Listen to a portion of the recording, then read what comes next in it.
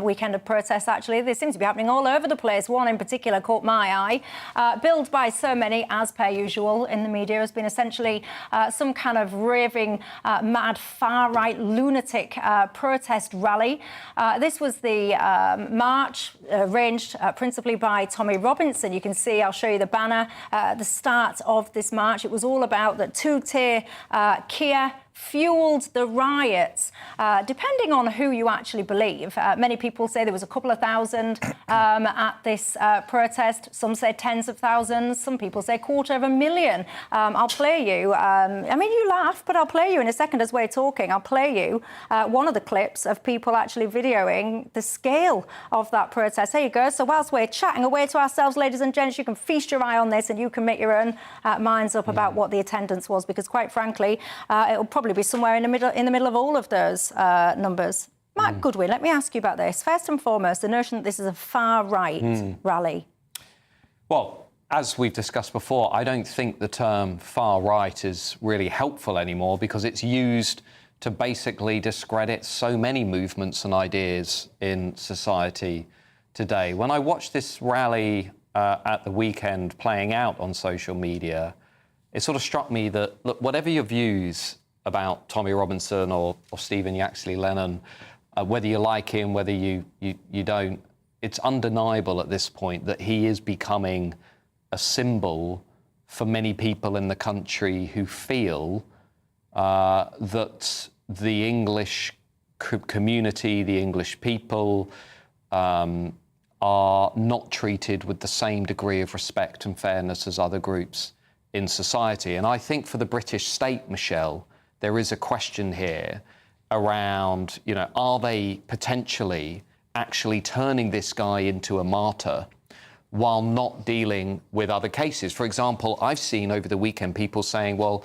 how come Tommy Robinson is getting rushed into prison and getting dealt with very effectively, but we've got a couple of Muslim lads in Manchester who, as far as we know, still haven't really been dealt with as swiftly and effectively after allegedly assaulting police officers at Manchester Airport? These are the questions people are asking. And I think that's the risk for the British state, that if they continue down this line, they're going to turn this guy into a martyr. I've got to say as well, of course, Robinson was jailed today for 18 months, apparently for contempt of court. JJ, your thoughts? Yeah, that's it. Stephen Yaxley Lennon was imprisoned because he was already told by a court, you've spread false information about this schoolboy. You've made this video. It's factually wrong. It's false. If you repeat those lies, you're then being contempt of court and you'll be sentenced. He thought he was above the law. I take issue with Stephen Yaxley Lennon, and that's calling him by his real name, because there's no record in this courtland of Tommy Robinson going to jail. But they sentenced him under his real name, not under his pseudonym. He calls himself a journalist. He thinks that he's spreading the word, reporting what the mainstream media won't say. He's not a journalist. He's a person with opinions. There's a big difference between a journalist. There is, Michelle, a big difference. I'm a journalist. I'm qualified. I've studied journalism, which is why I know the difference between burglary and robbery. But I think you sound snobbish. Because being a journalist, the world has moved on now. Being a journalist isn't just about what qualifications you have. Well, actually, it is. Well, it's not, actually. When you look at the definition of what a journalist is, it isn't. It doesn't define a journalist based on the qualifications. If your child cuts their finger and you put a plaster on it, it doesn't make you a nurse. There's a big difference between being a journalist and being someone who wants to go out and report about things. There is a difference between those things. But the world has moved on now. It's not, the media is not just the traditional TV, you will not find... radio. His documentary, by the way, has been watched by about 56 million people. But it's false information. That's equivalent of nothing. So someone can watch something that's still false. And it's not mine. I've not watched the documentary. I'm telling you that the courts in this country, our judges, said that information that he's put in that video is false. Can I just briefly come in? Because I think Tommy Robinson, Stephen Yaxley Lennon, I don't think he would be anywhere near as significant a figure in our society and our politics had the legacy media class and the political class dealt with the issues that he was campaigning on from 2009 onwards. I mean, again, whether you like him or you loathe him, he was one of the first people in British society to talk quite openly about the sexual exploitation of young white girls at the hands of mainly Pakistani Muslim gangs. Now, the truth is, with the exception of journalists like Andrew Norfolk at the Times, there were very few people between 2009 and maybe the mid-2010s who were interested in that issue. But you're now conflating two different things. No, Charlie, sorry, JJ, let me just quickly finish. Charlie Peters made this point recently on GB News. Even at a recent Rotherham grooming case, a court case, he was the only journalist in the room. Now, I take your point about journalism needing experience and skills, and I agree with you. But I'd push back and say, well, the only reason this guy is significant is because the legacy media class refused to cover the issues that he was campaigning on. And again, I reiterate my point. That does not make him a journalist. And if he, and before you interrupt me again, let me just say just one last point. If he was a trained journalist, trust me, it's not some easy thing to become a journalist and to do the training. It's not an easy thing. If he was a trained journalist, he would not have been found in contempt of court because he would have known the laws that surround it. You have to study the law of reporting when you do the qualification. I'm not making the case that he is a journalist or not. Why did the legacy media not cover that stuff? Speak to legacy media about it. That's not me. But presumably, in your degree of journalism, you discuss this at university. What I'm saying is that no matter whether he's a journalist or not, you cannot take the law and think that you are above it. No matter whether he's an established journalist or he's just a reporter, whatever it is, you can't be above the law, and that's why he's been imprisoned. He's not been imprisoned because of the Uniting the Kingdom march, which I don't think are far-right protests, but he's not in prison because of that. He's in prison because he has broken the law, which he was warned not to, and he did it regardless. And I have to say, he did actually plead guilty to some of these charges today. But I find this kind of notion, I think there is such a snobbery that goes on within the media, because I think someone like a Tommy Robinson or people that do similar roles in a similar way to him, they would describe themselves often as citizen journalists, and they would actually argue that they don't have, let's just say, the agendas, for want of a better word, of many of the mainstream media outlets. And it's an undeniable fact that more and more people are actually turning to these new outlets to get their information because they feel that there is a bias within traditional legacy media. But then if we talk about the film that he's been imprisoned over, it's a film full of false narratives and lies. And that's what our judges have said. So whether people are turning to that or not, what you're saying is people are turning to a person or other forms of media where there is, because they distrust the mainstream media, but they're listening to a video that has been told in court to be fake. I've got to say, I mean, I did watch this documentary a little while ago now, but from my memory, and people will correct me if I'm wrong,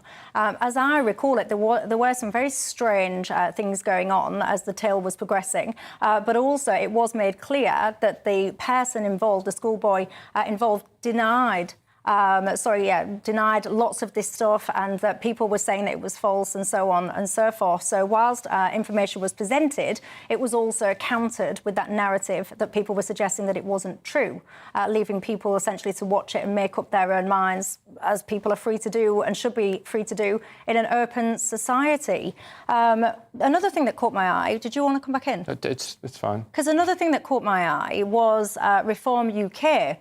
Now, this weekend, Richard Tice, he was on the Camilla Tominey programme, and he was asked specifically about the goings-on at this protest. Listen. Tommy Robinson, people have been protesting in his name. What do you make of Tommy Robinson? Is he a good guy in your eyes? No. All of that lot, we have nothing to do with them. Even the protesters who have got banners up saying two-tier Keir, you agree with them on the policing and justice? We agree with ourselves. I'm not aligning ourselves with Tommy Robinson's lot in any shape. All right.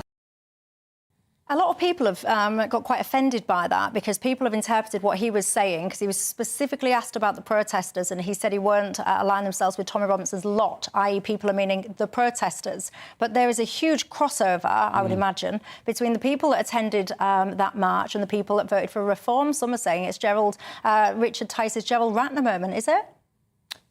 So I think, if you look at the country generally, there are clearly millions of people who do not feel represented by the elite class in this country on issues around mass immigration, broken borders, the rise of radical violent Islamism and issues like grooming. That is obvious. We see that.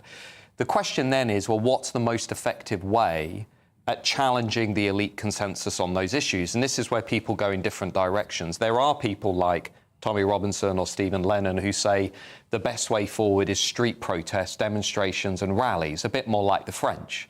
But there are other people who say, actually, that is going to alienate and stigmatise many people, and the best way forward in terms of bringing real change is through the ballot box. And in order to do that, you need to basically build a coalition of people that is about twice what the Reform Party got at the general election. So instead of 14%, you're going up to 30, 35.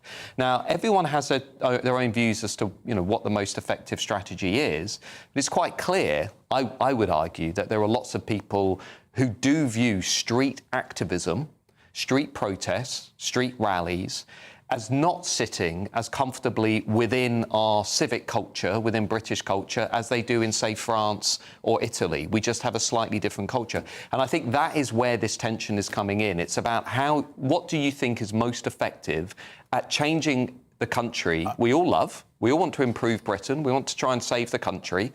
What's the most effective way of doing that? I think it's unfair for Camilla to ask Richard Tice that question, purely because Tice is a politician. And his sole job, or his sole raison d'etre now, is that he wants to get reform as big as possible and get them into power. If reform, and this is not me looking down on Tommy Robinson and his followers, but if he wants to get reform into power, it's not so much the people who follow Tommy Robinson religiously he needs to convince. It's more disenfranchised Tories who are not going on Tommy Robinson marches. It's more disenfranchised Labour supporters who are not going on Unite the Kingdom marches. Those are the people who reform need to win over. So to align himself with a smaller group, and I know there's millions of people who may support Tommy Robinson, but we're not seeing millions of people on these marches. To align himself with a smaller group that alienates the other two major parties, I think would be a poor choice from Richard Tice. What do you think to that at home? I do want to say as well, I'm always fascinated by how protests do get covered in the mainstream media. Did you see the counter-protest? Let me show you one of the images that caught my eye from one of the front of that. Why on earth, and this is a guy called Adam Brooks, he works on GB News as well, but why do you need to go to a protest? If you believe in your messaging, you're apparently the good guys, because this was a stand-up to racism type counter-protest. Why are you there with your balaclavas on, looking, what I would argue, pretty menacing and intimidating? And why on earth is that allowed on the streets of Britain? Why are you allowed to balaclava up like that to deliberately try and intimidate people? Ugh. Don't even get me started on that one, ladies and gents.